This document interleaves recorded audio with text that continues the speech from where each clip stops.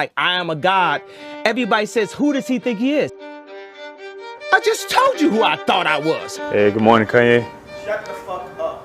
Best rapper producer That don't even mean nothing to be like a best rapper producer. No producer on our label. I ain't get a beef from it yet. Competing against these niggas. I ain't trying to compete against no producers. I'm listening to what Ho's doing and shit. A god. I just told you. That's who I think I am. Now, who's gonna be the Medici family and stand up and let me create more? All right. That's good, Kanye. This is so exciting, isn't it? I'm not easily inspired.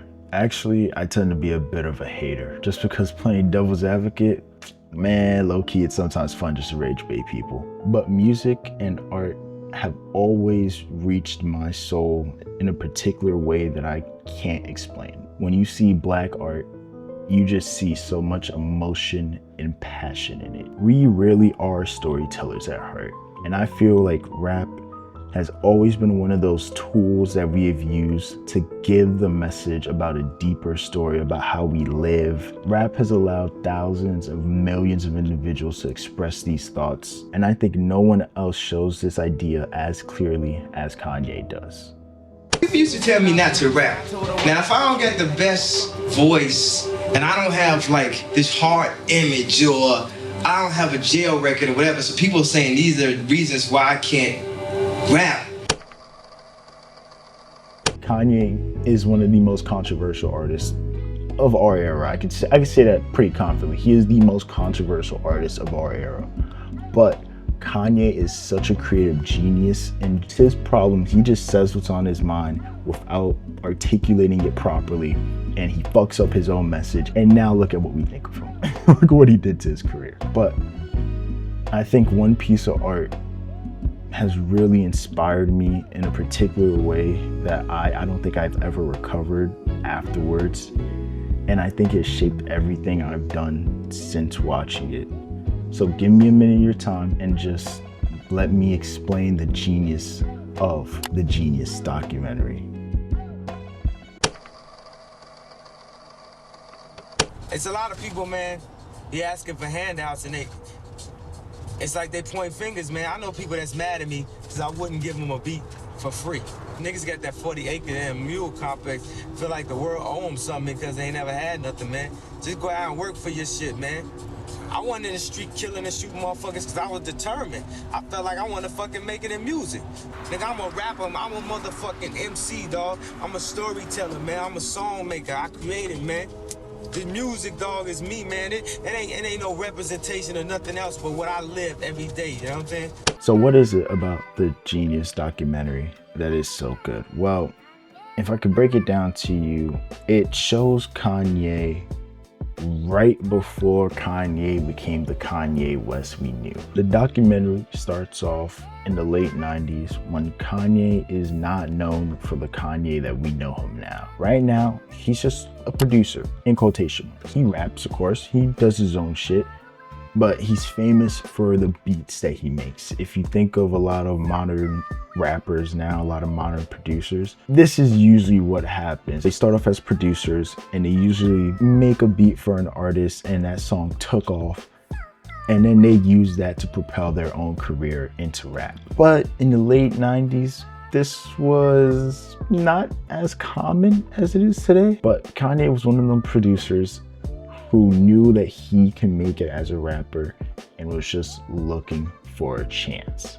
And that's where the story grips you. This whole first episode is literally you seeing the potential of Kanye, him leaving Chicago, going to New York, producing for Rockefeller, which I was a little kid during the early 2000s. I was born in 02. But if you don't remember how big Jay-Z was growing up as a kid in the early 2000s, you will not understand how massive Rockefeller was in the early 2000s. It was where you wanted to be if you wanted to succeed. And Kanye was there, but he wasn't in the place that he wanted to be. Kanye wanted more. He wanted the opportunity to be a rapper. He wanted to be seen as a rapper. He didn't want to be seen as this guy you just get beats from. He wanted people to recognize his talent and he wanted to get taken seriously. And it was an uphill battle. It was definitely not, they believed in him at the very jump. No. Back then, rap had a stigma. If you didn't look a certain way, if you weren't considered hard, it's very difficult for you to reach the top. But Kanye and his team was determined. And I think part of it is knowing how successful and how talented Kanye is now, that these early moments really crush you. To see some of your favorite songs getting played for them and them just having no reaction at all. They look over it. They look like he done this a million times and they can't stand it. Honestly, if I'm being real with you, Kanye was that nigga on the bus that would freestyle for you constantly and you just wanted to tell him to shut the fuck up, which kind of hurts a little. By episode 2, he makes it. He's accepted as a rapper, but a rapper producer. You see, it's that bullshit. It really is that bullshit. You can tell, like, you're happy for him because he's like, okay, he got his deal from Rockefeller, but he's not accepted as a rapper in that community. He's just accepted as, well, the nigga egged us on. He won't shut the fuck up about, you know, him wanting to rap, so fuck it, we made him a rapper. But we just want the niggas beats, for real, for real. And it's like these L's don't ever stop. Like, you're a rapper now, congratulations. But we still want you to just sit down, make beats, bro. Just stay on that drum kit, bro. We don't give a fuck about what you gotta say. And then he gets in the car accident that inspired a song Through the Wire. And it's like he never gets his opportunity to shine. But the most important parts of the documentary, I think, is when Coodie and Chike are recording him in the studio. His interactions between him and Jamie Foxx. His interactions he has with Jay-Z. All of these little things is beautiful to see because you're actually seeing how the music is made and how an artist takes an idea and crafts it and molds it into a sound that you have listened to in your childhood for so long. It has inspired so many good memories and you can't help to finally see that process and shed a little tear of joy. To be like, he put so much care into that song, into that one song to make sure it came out a certain way. To hear the choir in Through the Wire go over it over and over and over again to make sure it sounded perfect when it came out to him. It was incredible to see. It's moments like that you sit back and you appreciate what it means to be an artist, not just a rapper or an R&B artist or a singer or a rock star or a musician. I think even a person that doesn't like music, isn't fond of music at all, can watch this documentary and tell that care went into it. And tell that a message was trying to be put out when these songs were made. That it wasn't just some shit I got on my computer and it's like, I made this shit in 5 minutes. No, I want you to feel something, my nigga. I want you to sit down and feel something. And it's beautiful, man. That's why I think this documentary is so great, because these episodes are not just trying to show you what Kanye did, what it took to get there, but it shows you how much he cared for his craft, how much he cared for his music, and it shows you why you should put that same amount of effort into your art. Because even if the masses don't understand, there's always those people who look deeper into it, and they will pick up on the little things. They will pick up on the little sounds, the effects, every little thing you do, and they will talk endlessly about everything it took to make that sound possible. And those people are the ones who will support you to the bitter end, because they hear the effort and they appreciate it. But there's another person who I think mattered so much in this documentary, and honestly I think they are the main character of the documentary, and it's Donda. Can you believe it? I can believe it the way you are. Somebody gotta do it. You play tracks like Michael Jordan shoots free throws. Anybody that does something that much and that long and is that good, it's gotta pay off. Can't go there and do nothing but blow up. Yeah. Isn't that fun? Yeah. The main thing is getting to do something that you really love to do. Right. But you know what, I was thinking about something I was gonna say to you, Kanye, that I thought was important.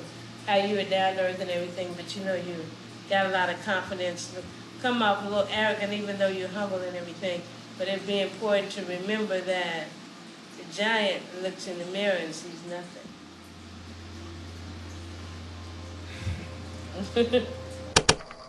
And so I talked a lot about the beauty of this whole documentary. I talked a lot about seeing how the music is made, because hanging out with artists and working with artists, I see a lot of music production, and you get to really see the ones that care about what they're making compared to the ones that really just spitball shit fast, right? It's a game of how much effort do they want to put in for their listeners and for the ones that really care. I see artists that they can make a song just like that. You can sit them down, they can make 15 songs just like that in a night. And I see artists that will spend the whole night crafting just one section of a song to make sure it's perfect. And it's beautiful. It's all beautiful because it's art at the end of the day. And seeing them make this art is the most impressive part.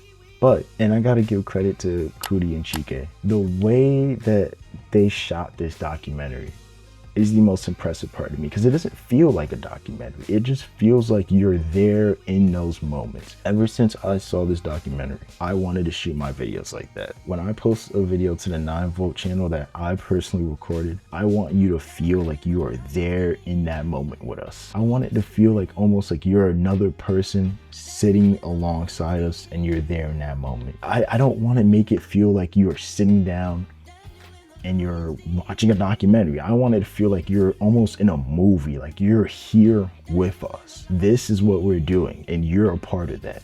Whether you like it or not, you're in this because you showed up for it. And I don't know if I fully have done that. I want to say I'm doing a good job at it, but you know, there's always improvement. There's always room for improvement. I can't thank them enough for this documentary, because everything I've made afterwards, I've almost compared it to it. I want everything I make to look like it, to feel like it, to get this same energy from it. Because those moments where there's no narration and it's just the camera and the audio that they picked up feel so special. Coodie and Chike, I cannot thank you enough for this Yeezus documentary. The entire team behind this documentary, I cannot thank you enough, because it has truly changed my life. And it's changed the way that I looked at art. I don't think I'll ever watch another piece of media as inspirational as this one, because Kanye's always been my favorite artist. He's always been up there in my top favorite artists. And to see the story of how he blew up, and to see the style, how they shot this documentary, there's nothing more. I religiously watch this documentary like every time I'm in a slump, because this is what I want to do. This is literally what I want to do for the rest of my life, and I'm making it happen. And I hope you take the time out of your day to watch that documentary and you make your dreams happen too. Thank you.